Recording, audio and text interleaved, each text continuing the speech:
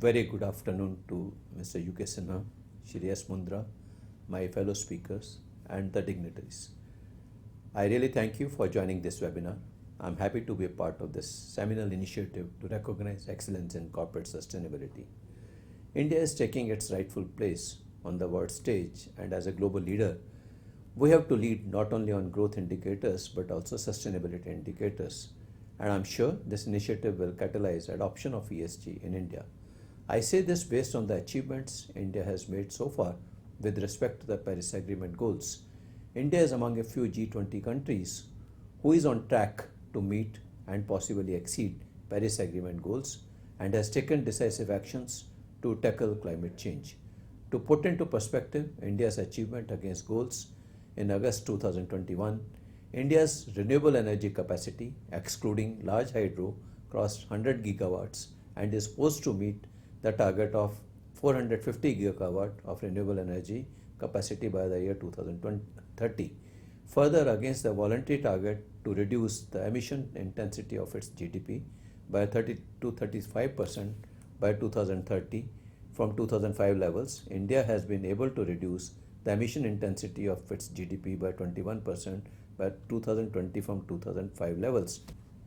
Indian corporates have started according due importance to managing environment and social risk and availability of industry and peer comparisons along with additional disclosures required under business responsibility and sustainability reporting will help corporate identify and manage the unaddressed risk. The BRSR is applicable to the top 1,000 listed entities by market capitalization, while disclosures are required to be made from the year financial year 22-23. Those volunteering to meet BRSR disclosures in 21-22 to my mind will clearly be demonstrating intent in action when it comes to leadership practices of business responsibility and sustainability. The changing consumer preference will reshape corporate profitability as evident already in the increasing adoption of electric vehicles. Data from SMEV reflect that EV sales have witnessed a CAGR of 63% in the 4-year period from the year 15-16 to 19-20, though on a low base. SMEV has a total of 73 members. Now compare this with SIAM, which has 40 members. Clearly that the trajectory for adoption of EVs is evident. In 5 years, we may see internal combustion engine vehicles losing market share to EVs. Single-use plastic manufacturers will also go out of business, and unless corporates have a roadmap for the net zero, their contingent liabilities will spiral out of control. This is well recognized by all countries that have ratified the Paris Accord. According to Carbon Disclosure Project, Indian companies stand to collectively lose over 7.14 lakh crore if they do not act to mitigate climate risk in the next 5 years.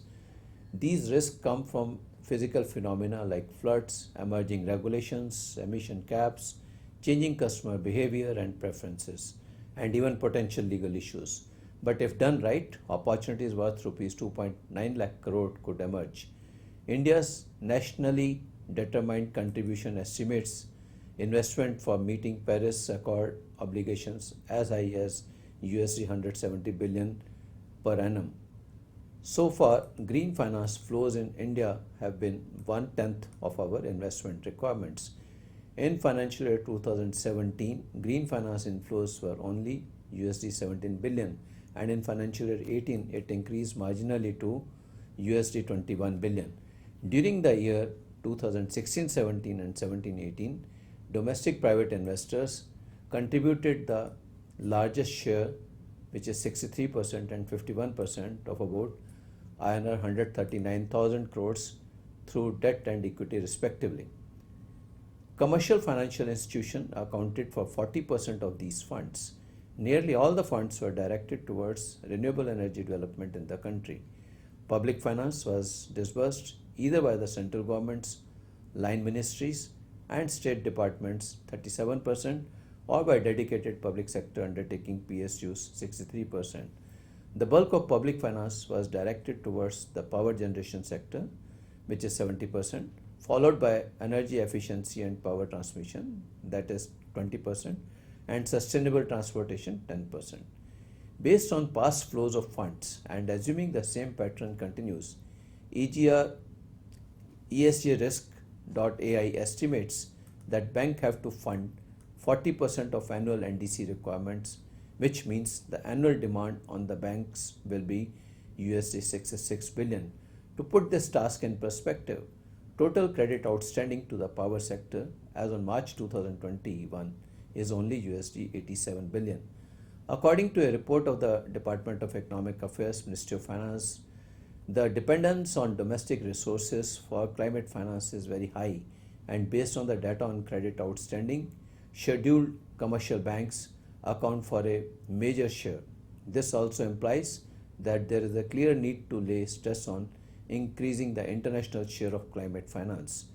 Banks have always been the backbone of India's economic growth, and as India pivots to the sustainable growth, the banking sector will have to accelerate green lending and measure and report their own portfolio performance on the ESG. There is a growing need to sensitize India's financial sector to the importance and benefits of green finance. A formal definition of green finance in India would enable more precise tracking of finance flows to green sectors, which in turn would help design effective policy regulations and institutional mechanism directed towards increasing both public and private investment in green sectors. India's green finance definition could be formed through a combination of adopting international practices, developing a set of principles for green economic activities, and obtaining stakeholders' view. Additional steps would include disclosure of climate change risk in the financial system, directed policy and regulations to incentivize green finance, and penalties for carbon intensive investments. Unless banks are able to provide adequate credit to green projects and measure risk in their portfolio, the bank's depositors and shareholders will continue to carry ESG risk that can erode their returns. To support acceleration in green financing, a number of structural changes will be needed in traditional lending approach, including evaluation and certification of the green credentials of each project, understanding of corporate's roadmap to achieve net zero and how projects will contribute to achievement of net zero emissions, quantifying contingent risk posed by climate change and funding mitigation of these climate risks so that corporate can maintain the service levels and profitability, evaluating opportunities available in managing climate change and supporting corporate investments for developing new products and services that can support adoption of sustainability practices. How is SBI addressing climate related risk? The growing importance of managing environmental and social impacts has led organizations across the world to continuously enhance their initiative to lend momentum to sustainable development. Mainstreaming environmental and social parameters into SBI's business has been a priority for the bank since long. Keeping in mind its wide reach, the bank is cognizant of the impact it may have on the environment. It has therefore taken a twofold approach towards managing its natural capital, managing the impact of its own operation, and directing its funding towards climate action by mitigating sectors through responsible investments. The bank aims to become carbon neutral by the year 2030. That's a key tenet of its climate strategy. In this regard, it has taken a number of initiatives to reduce its carbon impact, including but not limited to the installation of solar power plants, tree plantation, organic farming, and banning the use of single-use plastic on the campus. We are also in the process of identifying climate risks that have the potential to generate a substantive change in the business. The bank acknowledges the increasing risk of climate change embedded in its credit portfolio and has initiated the process of devising a framework for climate risk management in this regard. Additionally, we are also in the process of identifying and managing risk arising out of environmental, social, and governance practices and integration of ESG risk assessment in overall credit risk assessment. Policies have been put in place to increase our exposure to climate change mitigating industries, which include relaxation for extending credit facilities to borrowers in the renewable energy sector. Let me also apprise you about the bank's initiative in the area of sustainability governance. SBI has a sustainability and business responsibility policy to adopt and operate efficiently in a dynamic business landscape. The policy outlines the bank's approach to managing economic, environmental, and social performance in an integrated manner. It identifies the bank's environmental and social focus areas and outlines the general principles for the implementation of sustainability initiatives. The bank gives due consideration to environmental, social, and governance related criteria while making lending decisions to ensure that funding is directed towards the right institutions. For loans valued between rupees 5 crores and rupees 50 crore, every borrower is put through an entry level assessment on various social and environmental criteria. For loans exceeding rupees 50 crores, borrowers are assigned scores on the basis of their performance on various ESG parameters. Over the years, bank has devised products and services to incentivize and ease the transition to environmental friendly technologies. Green Fund contribution utilized for activities like tree plantation, water conservation, sanitation, renewable energy, and waste management. Green Bond, Green Loans.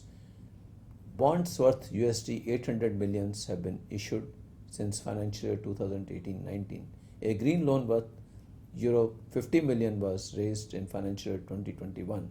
Proceeds utilized in accordance with the bank's green bond framework to bring about positive environmental impact, impetus for renewable energy.